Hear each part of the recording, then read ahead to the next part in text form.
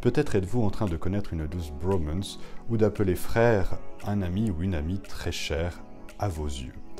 En tout cas, dans le panel qui nous est contemporain, on entend beaucoup cette expression « bro »,« frère », etc., qui semble remplacer les petits mots « gros » ou « mec » et tant d'autres. Ce langage un peu fleuri sera notre point de départ pour penser une valeur qui semble essentielle à l'humanité, à savoir la fraternité.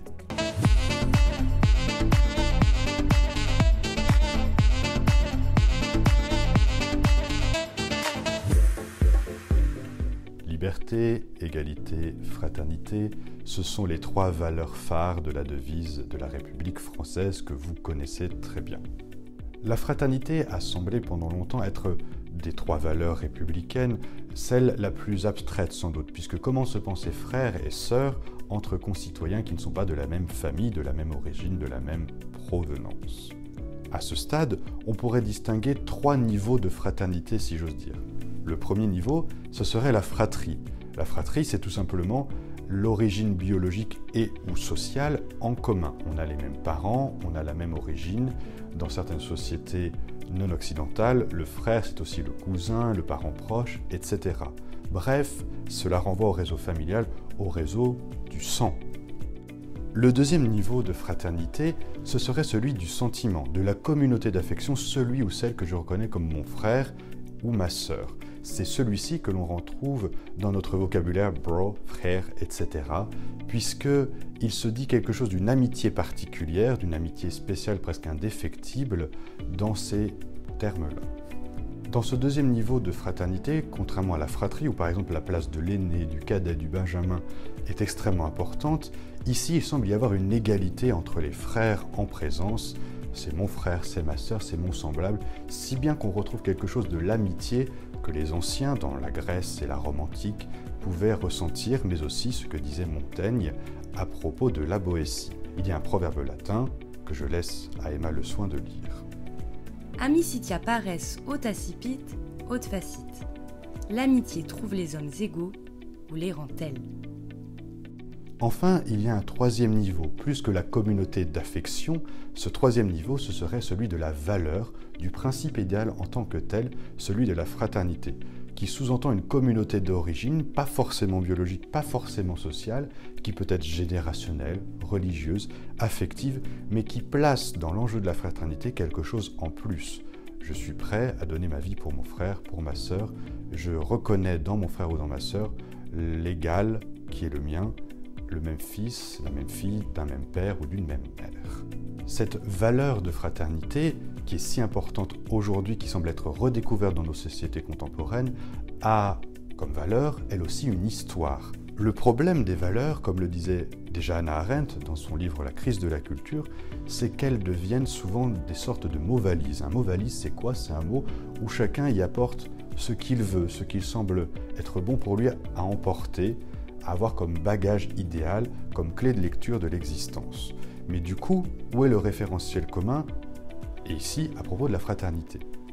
Bien évidemment, dans le cadre d'un laboratoire d'anthropologie philosophique inspiré du christianisme et du judaïsme, la place de la fraternité comme valeur est centrale, et c'est même une affirmation de la religion chrétienne, mais aussi avant de la religion juive, que tous les hommes ont quelque chose de fraternel à échanger et à vivre. C'est pour cela que l'on va essayer de croiser les regards entre ce que l'on vit de la fraternité aujourd'hui et de ce qu'en a donné la tradition de pensée philosophique et la tradition de pensée chrétienne en particulier.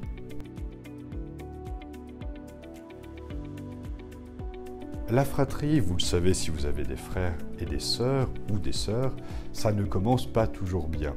Souvent, il y a une sorte de lutte pour savoir qui est le fils préféré, ou qui a tel jouet, ou un besoin de reconnaissance envers son frère, envers sa sœur qui peut être immense et qui n'est pas toujours satisfait. Bref, la fratrie, ça n'est jamais toujours tout rose, et souvent ça ne l'est jamais. Mais bien que ce lieu puisse être plein de tensions, c'est un lieu aussi extrêmement fécond de relations humaines, un lien originel. Dans notre tradition occidentale, il y a de nombreux mythes qui commencent par une fratrie souvent divisée. L'un des premiers mythes auxquels on peut s'intéresser, c'est celui de la fondation de Rome par deux frères, que vous connaissez sans doute, Rémus et Romulus. Vous savez, là, les deux petits qui têtent la louve, qui les a récupérés tout bambins. Un jour, au bord du Tibre, une louve appelée Luperca, alors qu'elle allait boire au bord du fleuve, trouva 2 frères humains abandonnés, Rémus et Romulus. Elle les accueillit et les allaita, avant qu'un prêtre étrusque les recueille à nouveau. Certains interprètes pensent que la louve symbolise la mère adoptive des 2 frères, qui était une prostituée. Louve en latin étant un euphémisme pour le dire. L'origine des 2 frères est déjà compliquée. Plus tard, après de glorieuses aventures, ils décident de fonder ensemble une ville nouvelle, dans un endroit qui comporte 7 collines. Mais, pas d'accord entre eux pour décider sur quelle colline il faudrait bâtir la nouvelle ville, les frères se séparent. Romulus édifia sa nouvelle cité sur la colline du Palatin, en la clôturant dans des murailles, et jura de tuer quiconque les franchirait. Ce que fit Rémus, que Romulus assassina. La colline du Palatin étant le lieu où la louve les avait abrités. Sans s'attarder sur l'histoire de Rémus et Romulus, on peut regarder cette idée du meurtre fratrique original, du meurtre entre frères, du fratricide. La fraternité commence donc quelque part mal au niveau de notre imaginaire collectif, des mythes que l'on a à disposition, puisque Romulus trace une ligne pour que son frère Rémus n'entre pas dans la ville qu'il est en train de fonder, et ainsi qu'il n'empiète pas sur son espace vital. Vous vous en doutez, cette limite tracée et qui sera rompue, qui sera transgressée par Rémus, a quelque chose de symbolique éminemment. Le frère, c'est celui qui aussi essaye d'exister au sein d'une fratrie pour ne pas être un élément indifférencié des autres, avoir sa propre place et pas juste être un membre interchangeable du clan familial ou du clan élargi. Dans le cas de l'histoire de Rémus et Romulus, aussi ce qui est intéressant, c'est qu'il s'agit d'être plus que fils d'eux ou frère d'eux, de trouver sa situation propre tout en assumant son origine, son héritage familial, mais en devenant soi-même un individu à part entière, un être libre à part entière. Il y a une autre histoire qui a influencé notre tradition de pensée occidentale, mais qui nous vient d'Orient. Cette histoire, vous la connaissez sans doute à travers, par exemple, la série Lucifer, où il est dépeint 2 frères, il n'en reste qu'un, à savoir Caïn et Abel. Outre Lucifer et Michael dans la série, ce qui nous intéresse ici, ce sont les frères humains, Caïn et Abel. L'histoire de Caïn et Abel nous parle dans la Bible du premier meurtre qui est un fratricide. Caïn est le fils aîné, adoré par sa mère et qui est agriculteur. Abel est berger. Les 2 frères décident d'offrir les fruits de leur travail à Dieu. Des récoltes pour Caïn, alors qu'Abel offre un agneau de choix. Dieu accepte l'offrande d'Abel, mais ne regarde pas celle de Caïn. Comme si Dieu avait essayé de rééquilibrer les relations dans la famille en faisant attention aux plus jeunes des frères que personne ne regardait. Envieux d'Abel, Caïn entraîne son frère dans les champs et le tue. Ici, dans le récit, il y a quelque chose de complexe qui se joue. Caïn est celui qui semble être le fils préféré par sa mère. J'ai conçu avec le Seigneur un fils, ça veut dire ça son nom, Caïn, Caniti, alors que Abel semble être le frère délaissé. Evel, en hébreu, ça veut dire buée, vanité, quelque chose qui est éphémère, qui ne dure pas. Dès le début, il y a une inégalité et le père, Adam, est totalement absent, il n'y a que la mère qui est au centre. Quelque part, le père ici se situe simplement en fonction de géniteur et n'offre aucune paternité. Il y a une carence dans l'origine. Dans le texte, on pourrait considérer que Abel est le chouchou de Dieu, qu'il est favorisé par le Seigneur dans son offrande, et que c'est un peu injuste vis-à-vis de Caïn. Du coup, on comprend qu'il soit jaloux, ou mieux, envieux vis-à-vis d'Abel, puisque Abel a ce que lui n'a pas, à savoir une reconnaissance de la part d'un père, ici dans la figure divine. Mais quand on lit plus profondément, plus sérieusement le texte, on voit que Dieu ne parle qu'à Caïn, que toutes les paroles rapportées de Dieu ne sont que pour Caïn, et que Caïn ne parle même pas à son frère, qui ne parle qu'à Dieu. Autrement dit, ce qu'essaie de nous faire voir le texte biblique, c'est qu'il y a de la part de la figure divine, de la part de Dieu, il y a une sorte de volonté d'équilibrer les relations en présence, de rendre à chacun sa place, sa juste place pour exister, et que chacun ait son lieu à soi pour être. Si on en revient un peu plus à l'actualité et aux effets de la crise Covid sur notre santé psychique, dirons-nous, on peut s'apercevoir que la valeur fraternité a pris une place très importante. En effet, peut-être avez-vous eu des amis qui étaient pressés de sortir des confinements multiples et variés que nous avons vécus et de retrouver la société, les soirées dans les bars, les soirées entre amis, voyager, visiter, rencontrer de nouvelles personnes et ainsi de suite. Et puis peut-être qu'il y avait de l'autre côté des personnes qui, du fait du confinement, s'étaient retrouvées dans un petit cocon, bien dans une sorte de clan, soit familial, soit entre amis, soit entre potes, entre bros, etc. Dans les deux cas, il se dit quelque chose de notre rapport à autrui, de notre rapport à l'altérité, d'extrêmement intéressant. Dans les deux cas aussi, il y a une expérience de fraternité qui est demandée ou vécue. La capacité d'être en relation, pour ceux qui étaient pressés d'échapper au confinement, s'est manifestée par un besoin d'extériorité, de rencontrer de nouveautés, bref, d'interactions fécondes et multipliées. De l'autre, on ne peut pas reprocher aux personnes qui voulaient faire des petits clans, des petits cocons, d'avoir privilégié ces liens très forts, très sécurisants, mais peut-être qui n'invitaient pas à la nouveauté ou à la confrontation de nouvelles altérités. On était dans le domaine du même, du connu, du fratrique et du fraternel en ce sens-là. Du coup, le mot bro au frère que nous employons, aujourd'hui pour désigner nos amis proches ou avec un peu de taquinerie, a quelque chose d'extrêmement intéressant. Selon moi, je vous propose cette interprétation, puisqu'il dit quelque chose de notre désir profond d'être en communauté, d'être en lien, mais ces liens ne sont pas toujours de la même façon. Soit ils sont plus larges, soit ils sont plus restreints. Dans le cas du cadre plus restreint de la bromance, par exemple, des chercheurs américains ont trouvé ceci. Nous avons constaté que la nature des bromances, de plus en plus intime, émotionnelle et de plus en plus basée sur la confiance, créait un nouvel espace social pour parler de ses émotions, en dehors des traditionnelles relations hétérosexuelles.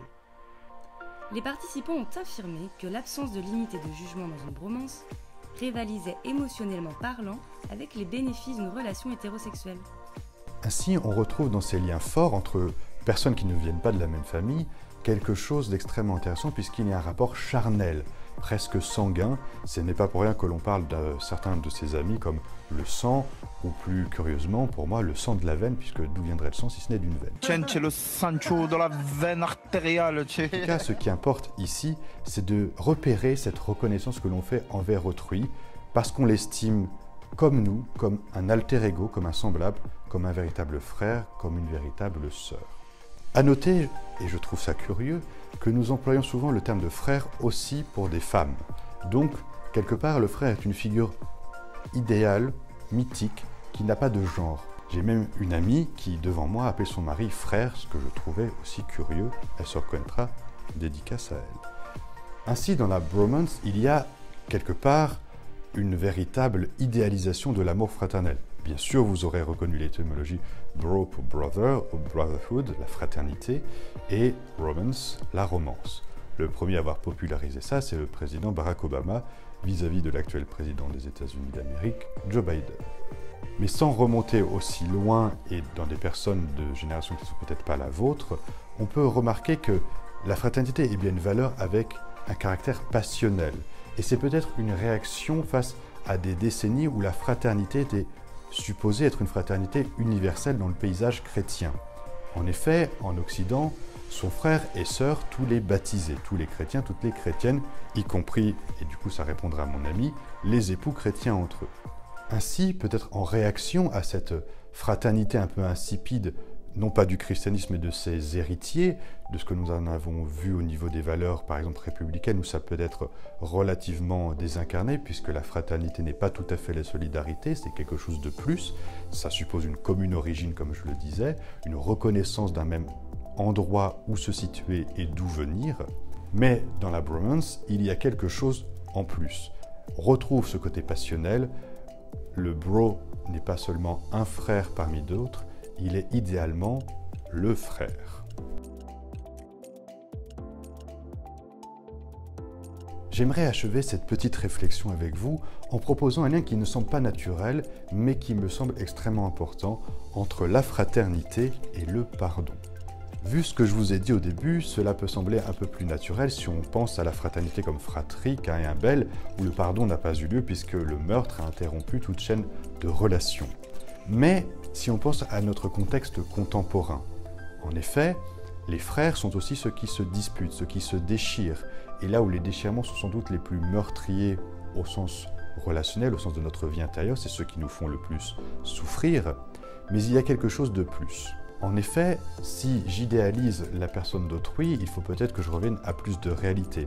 Mais il ne s'agit pas d'abandonner la fraternité comme projet, ni de relations interpersonnelles, ni peut-être comme projet politique, ce qui était le cas d'éminents philosophes contemporains, Emmanuel Mounier, et plus largement toute la tradition du personnalisme communautaire. Je vous le disais, au niveau du contexte, le Covid a changé beaucoup de choses. Non seulement il a peut-être rapproché des individus au sein d'un clan, avec des liens très forts, mais peut-être avec une indifférenciation des personnes qui est qui, au fond, le clan est indivisible et toute transgression est rédhibitoire, presque impardonnable. On ne trahit pas un bro impunément. Mais dans l'autre sens, pourtant, le frère, c'est celui de qui je ne pourrai jamais me détacher. Que je le veuille ou non, la commune origine sera toujours là. C'est peut-être ce qu'il manque à la bromance, qui vit davantage une sorte de romanticisation de la relation amicale, mais qui n'a pas les exigences de la fraternité. Mon frère, ma sœur, c'est à la vie, à la mort, quelque part. C'est une dimension de la valeur chrétienne de fraternité qu'il serait peut-être bon de réévoquer, même pour les non-croyants, bien évidemment, puisqu'il y a cette idée de don de soi jusqu'au bout, qui, je pense, parlera à beaucoup. En effet, quelle trahison serait plus éclatante, serait plus douloureuse que celle d'un frère ou d'une sœur, ou celui que je considère, ou celle que je considère comme telle? Aucune. Le pardon, c'est quelque chose que Jacques Derrida a évoqué déjà, a quelque chose de fantastique, puisque par définition, on ne pardonne que ce qui est impardonnable. Tout ce qui relève de l'excuse, quelque part, on trouve des circonstances atténuantes, des explications qui nous satisfont bon gré mal gré, mais avec le temps, ça passe. Le pardon, c'est une décision libre et quelque part miraculeuse, au sens de Derrida, en ce sens-là, puisque c'est imprévu. On ne pardonne que ce qui ne peut pas être pardonné, que ce qui ne peut pas être excusé. Une nouvelle petite histoire qu'Emma va vous raconter, celle de Joseph et de ses frères. Vous connaissez peut-être le film de DreamWorks Moïse, le prince d'Égypte, plus exactement, et sa suite moins connue, Joseph, le roi des rêves. Si ce n'est pas le cas, je crois qu'elles sont sur les plateformes de streaming et je vous invite à les voir. Streaming légal. Joseph est le fils cadet de la fratrie. Il est jalousé de ses frères parce qu'il est à part aux yeux de leur père. Ses frères jaloux le laissent pour mort dans un silo à grains, loin de leur maison. Mais ses aventures le mènent en Égypte, où il est adopté par la population et le pharaon, et devient haut fonctionnaire. Joseph connaît alors un revers de fortune inouï en sa faveur. Des années plus tard, alors qu'une famine fait rage dans le pays des frères de Joseph, ceux-ci viennent ainsi supplier l'Égypte et le pharaon de les aider. Ils implorent alors le surintendant qu'est Joseph sans le reconnaître, puisqu'ils le croient mort, tandis que Joseph, lui, les reconnaît bien. Joseph désire pardonner à ses frères et que ceux-ci le pardonnent aussi. Son père a eu un dernier enfant, Benjamin. Il le fait accuser de vol, pas pour se venger, mais pour que ses frères le défendent et agissent envers Benjamin comme ils n'ont pas agi envers lui. Ici, la fraternité s'éprouve à un point élevé dans le pardon qu'il donne, non de manière hautaine, mais en faisant revivre le drame qu'il vécut lui-même pour en changer l'issue. Ce qui se passe dans l'histoire de Joseph est extrêmement intéressant. Un théologien que je connais, Mathieu Rouillet d'Orfeuille, a exprimé ceci en termes de ruse de la miséricorde. Et je me permets de le saluer via cette vidéo. Ça veut dire quoi? Ça veut dire que pourquoi Joseph agit ainsi? Pourquoi a-t-il un subterfuge qu'il a besoin de mettre en pratique pour pardonner à ses frères? Eh bien, c'est qu'il essaie de remettre de l'égalité, de l'équité dans la fratrie. Joseph est celui qui a été abandonné, laissé pour mort par ses frères aînés. Il a vécu ça comme une souffrance douloureuse, comme un déchirement. Il va essayer de non pas faire revivre la catastrophe à ses frères, mais de faire comprendre à ses frères ce qu'il a vécu lui-même. C'est pour ça qu'il invente ce subterfuge avec Benjamin, pour comprendre quel prix un frère, une sœur, peut avoir aux yeux des autres frères, mais aussi en l'occurrence aux yeux de leur père. Mais surtout, cela pour notre fraternité, ça nous renvoie à quelque chose de plus. Je pense souvent l'autre comme mon frère, comme ma sœur, mais moi, comment je me situe par rapport à lui?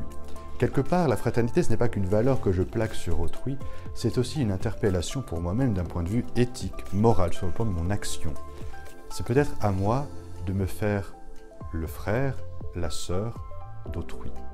Si le thème de cette vidéo vous a plu, il y a eu l'année dernière une journée d'études de la faculté de philosophie de l'Université catholique de Lyon qui s'est tenue ici sur la fraternité entre mythe et espérance. Et bientôt, les actes de cette journée d'études, les articles qui seront publiés, seront bientôt disponibles et nous vous tiendrons au courant dans le lien de description de la vidéo que vous avez au-dessous. Alors n'hésitez pas à aller y jeter un coup d'œil.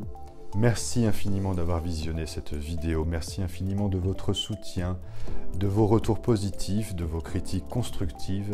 Merci à tous, vous savez, on est toute une équipe, même si vous ne voyez que mon visage et entendez que la douce voix d'Emma, alors grand merci à eux également. Et je vous dis à très bientôt, surtout n'oubliez pas, n'arrêtez jamais de penser.